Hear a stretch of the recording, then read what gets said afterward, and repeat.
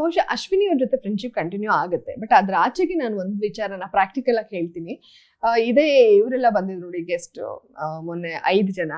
ಹೋದ್ ಸೀಸನ್ ಅವರು ಮಂಜು, ಮೋಕ್ಷಿತಾ, ರಜತು, ಚೈತ್ರ ಇವರೆಲ್ಲ ಬಂದಾಗ ಅವ್ರ ಬಾಂಡಿಂಗ್ ಗಳನ್ನ ನೋಡಿ ನಿಜವಾಗ್ಲೂ ಆ ಬಾಂಡಿಂಗ್ ಈ ಸೀಸನ್ ಅಲ್ಲಿ ಯಾರಿಗೂ ಯಾರ ಜೊತೆನೂ ಆಗಿಲ್ಲ. ಯಾಕಂದ್ರೆ ಮಂಜು ಅವ್ರು ಪದೇ ಪದೇ ಗೌತಮಿ ಅವ್ರ ಹೆಸರು ಹೇಳ್ತಾ ಇದ್ರು.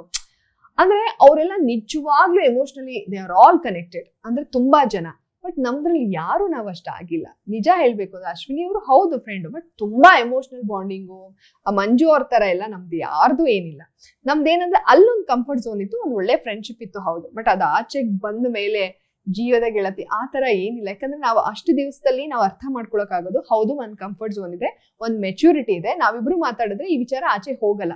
ಅದ್ರ ಆಚೆಗೂ ಫ್ರೆಂಡ್ಶಿಪ್ ಇತ್ತ ಅಂದ್ರೆ ಖಂಡಿತ ಇತ್ತು. ಆದ್ರೆ ಅದನ್ನ ನಾವು ಜೀವದ ಗೆಳೆಯ ಗೆಳತಿರ ಆಗೋಷ್ಟು ಈ ಸೀಸನ್ ಅಲ್ಲೇ ಯಾರು ಇಲ್ಲ. ಅದನ್ನ ನಾನು ಪ್ರಾಕ್ಟಿಕಲ್ ಆಗಿ ಹೇಳ್ತಾ ಇದ್ದೆ. ಒಂದ್ ಹೆಚ್ಚಂದ್ರೆ ಅವ್ರು ನಮ್ಮನೆ ಫಂಕ್ಷನ್ ಬರ್ಬೋದು, ನಾನು ಅವ್ರ ಮನೆಗೆ ಫಂಕ್ಷನ್ ಹೋಗ್ಬೋದು. ತುಂಬಾ ಈ ಒಂದು ಬಿಸಿ ಸ್ಕೆಡ್ಯೂಲ್ ಅಲ್ಲಿ, ಈ ಬೆಂಗಳೂರು ಟ್ರಾಫಿಕ್ ಅಲ್ಲಿ ತುಂಬಾ ಹೆಚ್ಚಂದ್ರೆ ಒಂದ್ ಮೀಟ್ ಆಗ್ಬೋದು ಹೊರತು ಏನಂತಾರೆ ಜೀವನದ ಗೆಳತಿ ಆಗ್ತೀವಿ ಅಂದ್ರೆ ಅದೆಲ್ಲ ಸುಳ್ಳು. ನಾನು ತುಂಬಾ ಪ್ರಾಕ್ಟಿಕಲ್ ಆಗಿ ಹೇಳ್ತಾ ಇದ್ದೀನಿ. ಯಾಕಂದ್ರೆ ಈಗ ಒಂದು ಫ್ರೆಂಡ್ಶಿಪ್ ಬೆಳೆಸೋದಕ್ಕೂ ಒಂದು ಬಾಂಡಿಂಗ್ ಮಾಡ್ಕೊಳ್ಳೋದಕ್ಕೂ ತುಂಬಾ ಭಯ ಆಗುತ್ತೆ. ಯಾಕಂದ್ರೆ ನನಗೆ ತುಂಬಾ ಎಕ್ಸ್ಪೀರಿಯನ್ಸ್ ಇರೋದ್ರಿಂದ ನನಗೆ 2 ಫ್ರೆಂಡ್ಸ್ ಇದ್ದಾರೆ, ವೆಂಕಟೇಶ್, ನವ್ಯ. ಅವರೇ ಮೋಸ್ಟ್ಲಿ ಲೈಫ್ ಲಾಂಗ್ ಇರ್ತಾರೆ ಅಂತ ನನ್ಗೆ